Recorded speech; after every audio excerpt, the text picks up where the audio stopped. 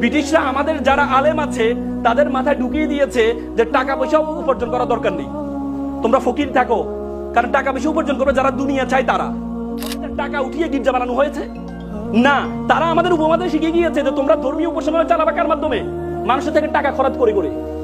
তোমরা মাদ্রাসা চালাবা কি দিয়ে? মানুষ থেকে ভিক্ষা করে করে। টাকা এটা দুনিয়াবি চিন্তা, আখিরাতের চিন্তা না।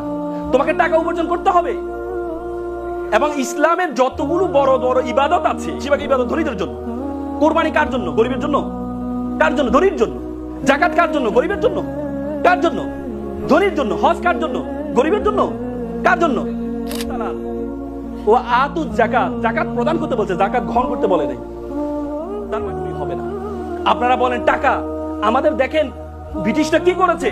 ব্রিটিশরা আমাদের যারা আলেম আছে তাদের মাথায় ঢুকিয়ে দিয়েছে যে টাকা পয়সা উপার্জন করার দরকার নেই, তোমরা ফকির থাকো, কারণ টাকা পয়সা উপার্জন করবে যারা দুনিয়া চায় তারা।